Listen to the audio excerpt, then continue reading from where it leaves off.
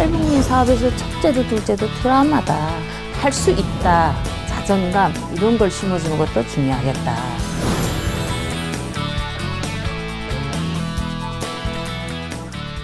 트라우마라는 거 시간이 걸릴 뿐이고 치료가 필요할 뿐이지 회복이 가능하다.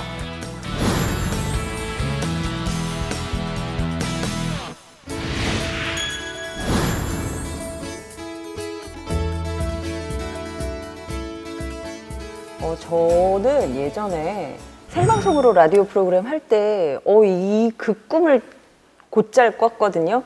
꿈속에서 마이크를 찾아도 마이크가 없어지고 내가 늦었어. 가는데 가도 안 나오고 아유. 말을 하려고 하는데 안 떨어지고 그런 악몽 한두 번쯤 다들 꾸시지 않나요? 어때요? 저는 악몽은 꿔본 적이 없어요. 예전에 어렸을 때 놀러 갔다가 물에 빠져서 훅 들어갔다가 그 다음에 어떻게 될지 몰랐던 그런 상황.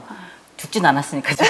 그런데 문제는 몸 상태가 안 좋고 막 스트레스 받아가지고 그럴 때마다 반복해서 그 장면이 계속 꿈에 나오거든요. 마음이 약해졌을 때 꿈이 반복되는. 선생님 없으세요 혹시? 저는 악몽을 꾸면 북한 꿈을 자꾸 꿔요. 그래요? 그래서 그 집을 두고 도망쳐 나올 때 그 상황이 계속되는데 제가 꿈속에 그 집에 간 거예요. 그래서 막 이렇게 들여다보다가 들켜가지고 막 도망을 치는데 그게 생생한 거예요, 그 길이. 근데 그때 그 꿈을 꾸고 일어나면 한 정말 반나절 정도는 그쪽 생각에서 벗어나지를 못해요. 우울해지는구나. 예. 그게 계속해서 반복이 되고 선생님처럼 반나절 이상 이렇게 계속 힘들고 이런 상태가 되면 그게 일상생활에 지장을 주잖아요. 그렇죠. 그런 게 바로 트라우마가 되는 거죠. 근데 사실 트라우마라는 말이 북쪽에서는 없으시잖아요. 아니요, 전혀 들어본 적이 없어요. 네, 그쪽에서는 한국에서 우리가 흔히 말하는 스트레스 받아가지고 뭐 그런다 하면 심장신경증이라고 그래가지고 그 사람이 좀 신경질적이고 뭔가를 막 이렇게 화를 못 참고 막 이러면 저 사람은 심장신경증이다 뭐 이러면서 그런 얘기를 들은 적은 있어요. 트라우마라는 걸 못 들어봤어요. 일단은 트라우마라는 거는 말 그대로 이제 심리적인 외상인데요. 우리가 이제 일상생활을 겪으면서 좀 견디기 어려운 그런 심리적인 충격을 받게 되면 재경험이란 것을 하게 됩니다. 그러니까 자꾸 그 예전에 힘들었던 것들이 계속 떠오르는 거죠. 예를 들면 이제 뭐 교통사고가 난다고 하면 그 사고 장면이 계속 떠오르고 꿈으로도 나타나기도 하고 그런 증상이 있고요. 그 다음에 또 하나가 회피라고 하는 반응인데요. 어떤 상황을 자꾸 피하게 되는 거죠. 또 하나는 이제 과각성인데요. 조금만 자극해도 깜짝깜짝 놀라는 거거든요. 이러한 증상들과 더불어서 뭐 불면이라든지 뭐 우울이라든지 뭐 불안이라든지 이런 여러 가지 증상들이 같이 나타날 수 있습니다. 그 트라우마라는 말을 많이 쓰게 된 게 베트남 전쟁 때더라고요. 원래는 1차 대전 때도 참전 용사들이 워낙에 힘들어하니까 연구는 했대요. 근데 그때만 해도 트라우마라는 개념을 적용하진 않았다고 해요. 근데 이야기한 대로 본격적으로 적용하기 시작을 했던 거는 홀로코스트, 유대인 학살 사건이죠. 그리고 베트남 전쟁 이후에 돌아온 참전 용사들이 사회에 나와서 너무 적응을 못하고 힘들어하니까 이들의 심리 상태를 들여다보기 시작한 거예요. 얘네들이 정말 그 참혹한 경험들, 트라우마가 많구나. 이들을 진단할 수 있는 뭔가가 없을까? 라고 이야기를 하다가 만들어낸 개념이 외상 후 스트레스 장애, PTSD라고 부르는 외상 거죠. 후 스트레스 장애. 그렇습니다. 오늘 배워야 될 단어 같습니다. 이 PTSD 조금만 더 설명을 드리면 포스트 트라우마틱 스트레스 디스오더예요. 그러니까 좀 쉽게 이야기를 하자면 트라우마 이후에 나타나는 스트레스, 심장 신경증 장애라고 부를 수 있는 거죠. 그게 잘 나왔던 베트남을 배경으로 한 이 영화들이 있잖아요. 그 중에서 람보.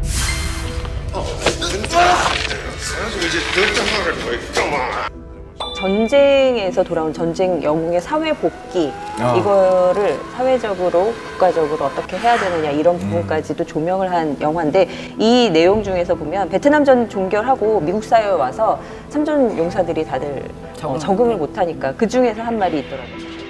And I come back to the world and I see all those maggots at the airport protesting me, spitting, calling me baby killer and all kinds of vile crap. I can't get it out of my head. I 7 years. Every day hurts. 영화의 주제가 될 만큼 그렇게 사람들이 잘 많이 받아들이고 많이 돌아다니는 얘기 중에 하나라는 거죠. 쉽게 접할 수 있는. 그래서 영화 속에서는 아까 성우 씨가 말한 그 PTSD 이게 주요 증상이 있잖아요. 제 경험이라는 것, 그 만약에 북한에서 네. 예를 들면 처형당하는 장면을 선생님도 목격하셨다는 말씀 해주셨잖아요. 근데 그게 계속해서 떠오르는 그런 느낌. 그러니까 악몽 같은 거. 악몽으로 악몽도 나타나고 눈을 감아도 계속 떠오르고 그걸 제 경험이라고 한다고 하더라고요. 그런 분들도 많이 계시죠. 그렇죠. 우리 친구들 중에 그런 분이 있어요. 북한을 떠나가지고 중국을 통해서 이렇게 한국으로 오잖아요. 그 오는 도중에 그 열차 안에서 다 숨어서 지금 뭐 자는 것처럼 하고서 지금 오는데 앞에서 공안 경찰이 한 사람 한 사람이 그 신분증 검열을 하면 오잖아요. 자기한테는 딱 다가오는데 숨이 막힐 것 같더래요. 그래서 제일 구석쪽에 누워 있는데 자는 것처럼 하고 지금 신경 곤두서고 있는데 다행히 경찰이 이렇게 딱 보더니 자는 것 같으니까 그 앞에까지 와서 돌아가더래요. 그래서 그때 딱 보니까 온몸이 땀에 젖어 있은 거죠. 근데 이분이 한국에 와서 이 여행 버스 있잖아. 대형 버스 타고 어디 놀러 가는데 구석쪽에 앉았대요. 자기가 그 안에서 막 숨을 못 쉬겠더래요. 그때 그 숨 막히던 그 광경이 떠오르기만 한 게 아니라 온몸에 그게 느껴진 거죠. 그래서 조금 더 있으면 내가 숨이 막히겠구나. 그래가지고 막 옆 사람 보고 말을 해서 누구 좀 자리 좀 바꾸자고.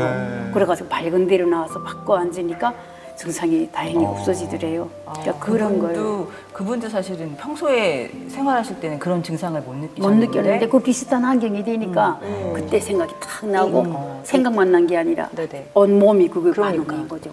이게 완전한 제 경험인 것 같아요. 그리고 또 회피라는 것도 트라우마의 주요 증상이더라고요. 그거는 한국도 흔해요. 그러니까 뭐 교통사고 났는데 그렇지. 교통사고 난 다음에 운전대 못 잡겠어. 타기도 싫어요. 그거 맞아 그런 거. 그리고 요거는 과각성. 이거는 솔직히 왜지라는 생각을 했는데 이거는 북한에서 오신 분들이 확실히 많이 있는 것 같아요. 네, 갑자기 어떤 소리에도 깜짝깜짝 놀라는 거, 그렇죠. 뭐 문 닫는 소리, 그리고 전화 소리.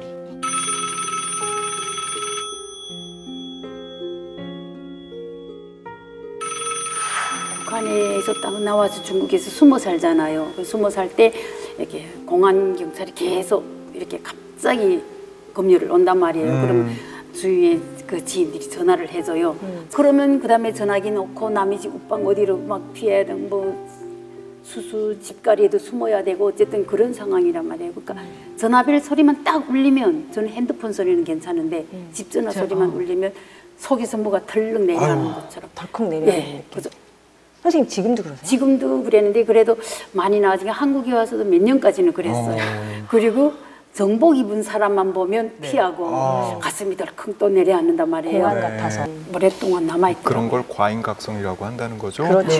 그런 것 같아요. 네. 그 공개 총살도 북쪽에서 뭐 아주 막 자주는 아니지만 누구든지 다 한 번씩 보게 되니까 그때도 뭐 그냥 보고 괜찮으시다는 분도 계시지만 그거를 보고 굉장히 그냥 봤던 어떤 아이가 여기 한국에 와가지고 피 검사할 때 기절했는데 아이고, 자기 피를 보고. 피를 보고 그때 생각이 나서 심각하게 받아들이지 않았는데 그게 이런 식으로 나중에 발현이 되는 이게 과잉각성. 이게 지속되고 계속해서 반복적으로 나타나면 이게 문제라는 이야기를 하더라고요.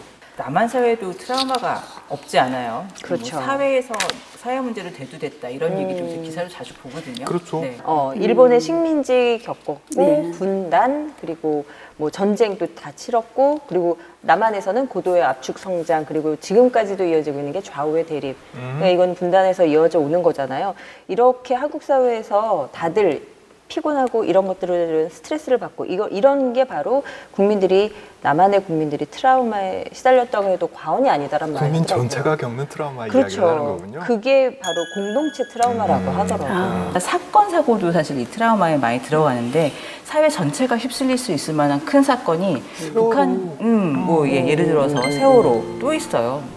옛날에도 삼풍. 대구 네네. 지하철 참사, 그렇지. 네. 메르스 사태도 그렇고요. 맞아요. 우리가 남한 내에서 크고 작은 트라우마들, 뭐 사건 사고들 얘기했지만 북한에서 겪는 그런 트라우마는 더 많을 것 같아요. 대비하지 못할 큰 대형 사고들이 많아도 그게 뉴스나 이런 데 전혀 나오지 않잖아요. 그래가지고 뉴스나 이런 거 보도를 안 하니까 오히려 더 커지게 될 수도 있고 그렇죠. 정확한 걸 모르니까. 고난의 행군 시기에도 당연히 너무 힘들었을 거고, 그리고 공개 처형 이거 본 것도 마찬가지고, 그리고 근데 이제 큰 얘기를 하자면 그 체제 전체로 봤을 때 어떤 그 긴장 상태로 인한 스트레스, 그게 트라우마가 되는 부분도 있지 않을까. 그런 걸로 말하면 북한에서는 그냥 스트레스 자체였죠. 왜 그러냐면 주생활총괄하는 거 해야 되잖아요. 제일 내가 잘못한 것도 얘기를 해야 되지만 상대방 허상 비판도 해야 돼요. 그러다 보니까 그 생활 자체가 매일매일이 항상 분심 걱정이 없는 날이 없어요. 누구를 비판하고 그리고 감시. 그것도 일종의 감시고 그것도 일종의 통제. 그러니까 감시와 통제가 일반화된 사회라는 거죠, 북한이. 그런 사회에서 주는 트라우마가 굉장히 크다. 그래서 그걸 갖다 체제 트라우마 이렇게 말하기도 해요. 그런 특성들이 있고 그게 남한 사회에 정착해서 굉장히 걸림돌이 된다. 거기까지 연구가 되더라고요. 그렇게 된 것 같아요. 그래서 저희는 그걸 스트레스라고 생각을 못했기 때문에 항상 참는 데만 익숙하고 그리고 내가 내 솔직한 말을 안 하게 되잖아요. 이걸 내가 이렇게 쓰면 사람들이 나를 이상한 사람으로 보지 않을까 싶어서 좋은 얘기만 이렇게 쓰고 이렇게 하는데 한국에 와서 이제 자유민주주의 국가에서 10년 이상 살다 보면 자유롭게 그때는 싫으면 싫다, 좋으면 좋다 의사 표현을 하게 되더라고요. 2017년도에 발표된 보고서에요. 탈북민들 상대로 조사를 했고 북한에서 겪은 트라우마 사례들에 대해서 쭉 나열을 하고 있어요. 네. 공개적인 자아 비판을 직접 경험했다. 이게 나한테 트라우마가 됐다가 82.33%로 제일 많더라고요. 네. 그리고 또 말씀하셨던 거예요. 이웃과 당원의 감시와 고발, 이걸 직접 경험했다.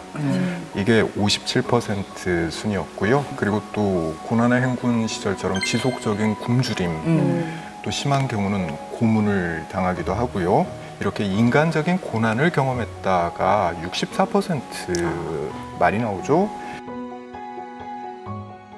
북한에서 겪게 되는 트라우마 사례들, 한국에서는 상상할 수 없는 것들이 꽤 많구나, 이런 거 저는 보면서 느꼈어요.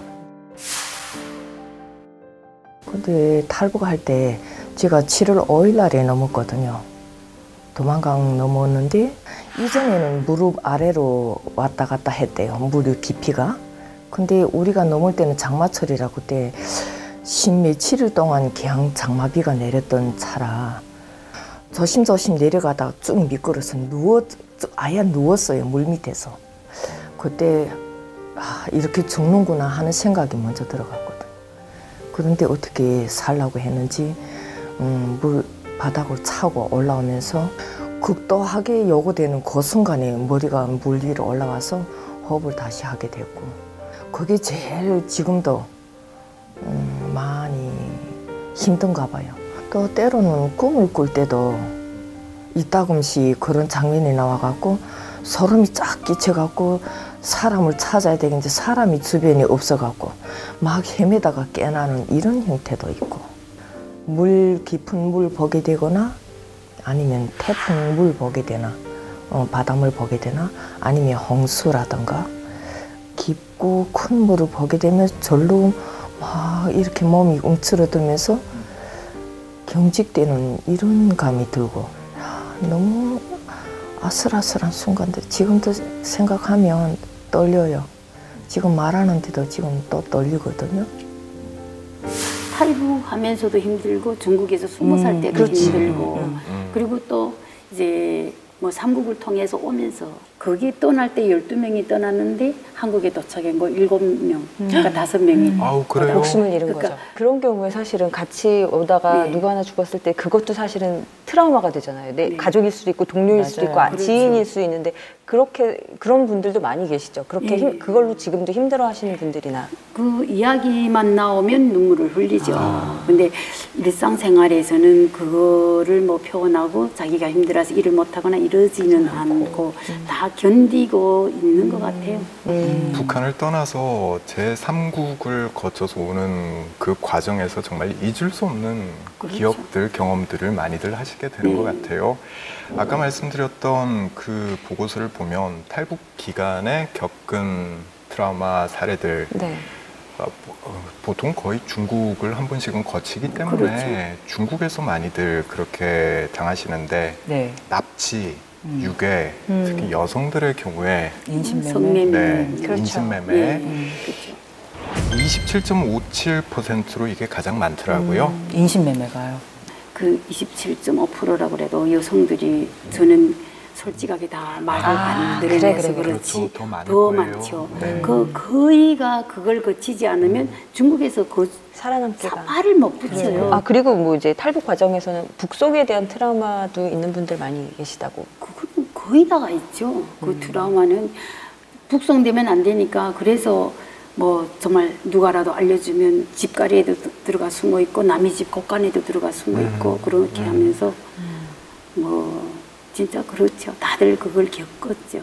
탈북자들은 워낙에 북한에서도 겪은 일, 중국 등에서 겪은 일들이 많기 때문에 2017년에 발표된 보고서를 보면 탈북민의 56%가 PTSD를 갖고 있어요. 탈북민 전체 숫자의 56%면 네, 절반 네. 이상인 사람들이 그렇죠. 갖고 있는 예. 일인데 이게 많은 얼마나 분들이. 심각하냐. 남한 사람들하고 한번 비교를 해보면 쉽게 네. 이해가 될 텐데 남한 국민의 1.5%가 PTSD를 가지고 있어요. 1.5대 56이니까 뭐 50배 이상 많은 거잖아요. 그러네요. 특히 우리 이야기했지만 중국을 거쳐서 온 제3국에 오래 머물렀던 분들의 PTSD가 좀 더 심하고 오래 남아요. 이런 거 보면 여기서 머물렀던 분들의 생활이 정말 고단했구나라는 걸 알 수 있는 거죠. 네. 그 탈북민들이 사실 우리 보통 얘기할 때 난민이라고 분류를 하잖아요. 네네. 그 난민 3중 트라우마라는 게 있대요. 그거랑 정말 딱 맞더라고요. 왜냐하면 고향을 탈출하게 된 이유가 만들어낸 트라우마, 그리고 탈출하는 과정에서 이제 맞닥뜨린 그런 맞아요. 여러 가지 사건에 의한 트라우마, 그리고 도착지에서 트라우마. 그렇지. 그러니까 정착 남한에서의 트라우마, 정착 과정에 대한 트라우마도 사실 굉장히 맞아요. 중요한 것 중에 하나는 그 북한을 남겨놓고 온 가족에 대한 미안함, 맞아, 그게 큰 것 같아요. 그렇죠. 그거는 저는 100%가 그거 가지고 있다고 생각을 해요. 100%가. 저는 행복하다고, 지금 행복하냐? 행복하다고 말을 해도 그 행복은 절반짜리예요. 절반은 그쪽에다 두고 왔잖아요. 근데 가슴 아픈 건 본인들의 탓이 아니거든요, 사실은. 그거는 사실 본인들이 개인이 잘못한 게 아니라 전체의 잘못이고, 체제나 그럴 수밖에 없었던 정치 체제, 그럴 수밖에 없었던 경제 상황, 사실 이런 것들이 잘못이었는데 너무 그런 식으로 개인의 문제로만 생각하지 않으셨으면 좋겠다는 맞아요. 많이 생각이 들어요. 자책하지 않았으면 통화를 하다가 그런 게 남들은 그래도 다 버티고 사는데 뭘 얼마나 더 살겠다고 혼자 그렇게 이거 그리운 고생을 하게 하냐. 언니가 막 그러면서 울 때도 있었거든요. 외상 후 스트레스 증상 이런 게 뭐 많은 사람들은 시간이 지나면서 해소가 된다고도 하지만 이게 수십 년 지나서도 나타나기도 하고 북한에서 겪은 일들도 나중에 나타나기도 하고 정착하면서 순간순간 뭔가 이렇게 울컥하게 되면서 나타나기도 하는데 많은 탈북민들은 왜 그런지 모르고 심장이 그냥 답답하고 소화가 안 되고 잠이 안 와. 그렇게 이유 해서. 없이 이유 소화하는데. 없이 그렇죠. 그래가지고 어떤 때 가서 의사가 아무리 검사를 해봐도 나타난 좀 그런 거나 문제는 전혀 없는데 이 사람은 엄청 힘들어하잖아요. 그래서 정신과에 보내는 경우가 많거든요. 네네네. 그러면 자기는 자기를 그런 쪽으로 mon다고 별로 안 좋아해요. 49호실이라면. 네. 선생님께서 말씀하신 것처럼 이렇게 병원을 찾는다든지 아니면 상담을 받는다든지 이런 분들은 금방 나아요. 이게 3년 동안 추적해서 이 PTSD를 가지고 계신 분들을 추적해서 연구를 해서 결과를 내놓은 게 있는데 이걸 보면 한국에 왔던 사람들, 탈북민들 중에 PTSD를 가지고 있던 분들 중에 3년 뒤에 무려 88.8%가 회복이 되셨어요. 맞아요. 네, 그렇더라고요. 이게 말씀하신 대로 상담이나 치료를 받고 또 시간이 지나면 잊혀지기도 해. 맞아요. 정신적인 강인함을 말씀하셨는데 시간도 약이다. 여기서는 맞아요. 거기 이게 해당이 되고요. 다만 문제가 88.8%는 회복이 됐는데 나머지는 어떻게 되느냐? 한 11% 정도 되는 이분들의 경우는 그냥 가만히 있으면 우울이나 불안, 강박 이런 증세로 이어지는 거죠. 그러니까 꾸준하게 꾸준하게 치료도 받고 상담도 받고 할 필요가 있다라는 생각이 들어요. 네. 그래서 그러니까 남한에서는 뭐 북한에서는 일단 트라우마든 스트레스든 정신적인 부분에 있어서 치료나 이런 것들이 필요하다는 게 인식이 전혀 없는 거라면 남한에서는 그런 식으로 국가적으로도 트라우마 치유를 위해서 여러 가지 센터도 설립하고 뭐 공동체 그 트라우마 관리하기 위해서 이제 노력을 시작한데 사실 한국에서도 얼마 되지 몇 년 되지는 않았잖아요. 이건 문 대통령의 공약 중에 하나였어요. 맞아요. 그 트라우마 센터 설립. 네. 그러니까 국가적으로 트라우마를 한번 관리해보겠다 이런 건데 그만큼 이제 트라우마라는 거를 유중하게 받아들이고 있다는 얘기죠.